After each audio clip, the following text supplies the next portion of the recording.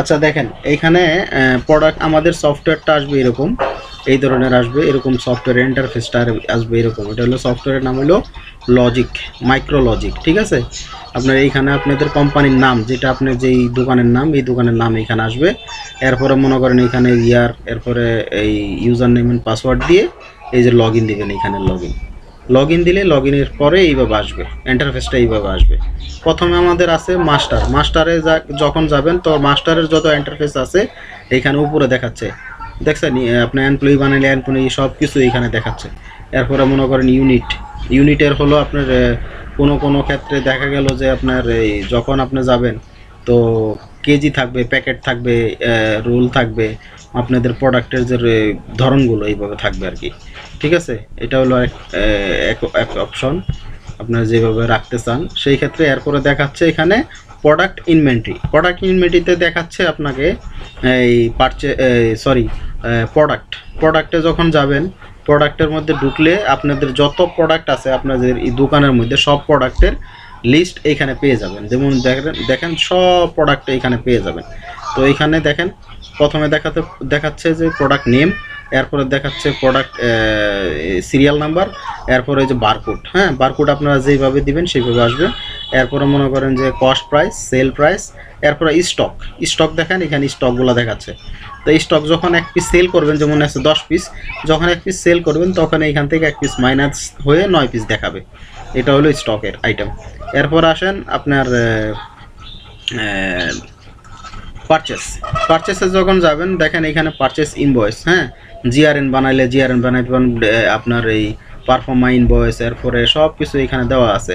এরপরে কোন ব্যান্ডার থেকে আপনি মাল নেন এই ব্যান্ডারগুলো ক্রিয়েট করতে পারবেন। ব্যান্ডার বলতে বোঝাইছে ডিলার, আপনি যাদের থেকে মাল নেন। এরপরে পেমেন্ট ব্যান্ডার, এখানে সব কিছু দেওয়া আছে। এরপরে রিপোর্ট দেখতে চাইলে এইখানে রিপোর্ট কোন কার থেকে সামান নেন, কত টাকা পেমেন্ট তাদের বাকি আছে, সবগুলো এখানে পাবেন। এরপরে দেখেন এটা হলো পারচেস ইনভেন্টরি। এর পারচেস ইনভয়েসে যদি ক্লিক করেন এইখানে পারচেসে কিভাবে করবেন দেখেন আমি দেখাই। এইখানে মনে করেন কার থেকে আপনি মাল নেন, ওর নামটা এখানে সিলেক্ট করতে হবে, যার থেকে নাম নেন। যেমন আমি এক্সাম্পল বোঝাচ্ছি যে এইখান থেকে ওর থেকে মাল নেন, কোন মাল এর থেকে নেন, হ্যাঁ এইখান থেকে মালগুলো পারচেস করতে পারবেন। এই যে পারচেসের মানে আইটেমগুলো দেখাচ্ছে, এইখান থেকে যে আইটেমটা আপনি পারচেস করবেন এটাকে ক্লিক করবেন। ক্লিক করার পরে এখানে কত পিস দিবেন, এখানে কত পিস মাল নিছেন, হ্যাঁ এখানে কী হিসাবে নিলেন, তার কাছ থেকে রুল হিসাবে নিলেন না পিস হিসাবে নিলেন। এখানে মনে করেন কত এক পিসের মালের দাম কত, এক পিসের যখন আপনি দিবেন অটোমেটিকলি সে ব্যাট সহ ক্যালকুলেশন করে এখানে নিয়ে নেবে। দেখেন এই যে এখানে নিয়ে নেবে, ঠিক আছে। এই হলো সিস্টেম, পারচেসের সিস্টেম। এরপরে সেভ দিয়ে দেন, সেভ দিয়ে দিলে আপনার এইখানে গিয়ে সেভ হয়ে যাবে, এইভাবে সেভ হয়ে যাবে, কার থেকে কত পিস মাল নিছেন এইভাবে সেভ হয়ে যাবে। এটা হলো পারচেসের। এরপর আসেন সেল। এখানে সেলে যখন যাবেন দেখেন সেলের মধ্যে দেখাচ্ছে কোটেশন, এরপরে সেলস অর্ডার, সব কিছু পারফর্মা ইনভয়েস সব দেখা যায়। এরপরে আপনার ডেলিভারি নোট সবগুলো দেখা যায়। Sales tax invoice. এখানে যখন যাবেন সেলস কীভাবে করবেন দেখেন, এখানে যখন ক্লিক করবেন তো সেল করার অপশন হলো দুই রকম। একটা হলো মনে করেন যে কাস্টমারের নাম দিয়েও বিল বানাইতে পারবেন, এবং কি আপনার ক্যাশ কাস্টমার দিয়েও আপনি বিল বানাইতে পারবেন। কাস্টমারের নাম দিয়ে যদি বিল বানান সেই ক্ষেত্রে প্লাস আইকন আছে, এখানে ক্লিক করলে প্লাস আইকনের জায়গায় তো কাস্টমারের নাম আপনি লিখে কাস্টমারের নামেও বিল বানাইতে পারবেন। এটা হলো এক অপশন।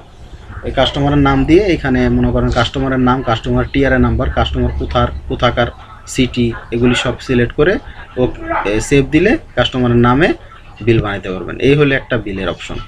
যখন আপনি ক্যাশ কাস্টমার দিয়ে বানান, যদি যে নাম দিয়ে বানাবো না ক্যাশ কাস্টমার দিয়ে বানাবো, সেই ক্ষেত্রে এখানে ক্লিক করবেন। ক্লিক করার পরে কাস্টমার কোন সামানটা আপনি বিক্রি করতেছেন, এক্সাম্পল এটা বিক্রি করতেছেন মনে করেন কত টাকা, কোয়ান্টিটি কয় পিস, মনে করেন 10 পিস এটা নিলেন। এরপরে সেল প্রাইস দিয়ে সেভ করলেন। মনে করেন আরেকটা নিল, এন্টার দাবাইলে আরেকটা এইখান থেকে মনে করেন এইটাও নিল। তো এটা কত পিস নিল, 5 পিস। তো এটার 5 পিসের দাম কত, ধরেন না আপনার 15 টাকা এক্সাম্পল। তো এইখানে এইভাবে দিয়ে সেভ দিবেন। সেভ দিলে এটার ইনভয়েসটা হয়ে যাবে, সেল হয়ে যাবে। তো এইটা 10 পিস যদি সেল করেন 10 পিসের ওই স্টকের থেকে মাইনাস হয়ে যাবে 10 পিস। এই হলো সিস্টেম সেল করার। ঠিক আছে, সেভ দিবেন, সেভ দিলে সেল হয়ে যাবে। সেল হয়ে যাওয়ার পরে আপনি যদি ইনভয়েস দেখতে চান সেই ক্ষেত্রে এইখানে ইনভয়েস আবার প্রিন্ট আউটও করতে পারেন। এই দেখেন প্রিন্ট আউটও করতে পারবেন এইভাবে। আমি আপনাকে একটা দেখাই, প্রিন্ট আউট করতে পারলে প্রিন্ট করে কাস্টমারকে আপনি দিতে পারবেন এই বিলটা।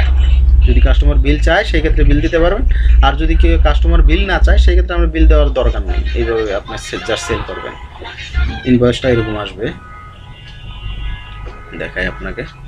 আমরা আপনাদের ডিজাইন অনুযায়ী আমরা বানিয়ে দিব। ইনভয়েসটা এই ধরনের আসবে আর কি, আমরা যেইভাবে বলেন সেইভাবে আমরা ইনভয়েস ডিজাইন করে দিব, এইভাবে আসবে। ঠিক আছে, এই হলো আমাদের সফটওয়্যারের সিস্টেম। বাকি যত সিস্টেম আপনি যা কিছু দেখতে চান, যা কিছু চান বলবেন, আমরা ওইভাবে আপনাকে দেখাবো। ওকে, সফটওয়্যারে এখন যেইভাবে আছে সেইভাবেই। ঠিক আছে ভাই, এই হলো সিস্টেম। ওকে, আর কিছু দেখতে চাইলে আপনি দেখতে পারেন।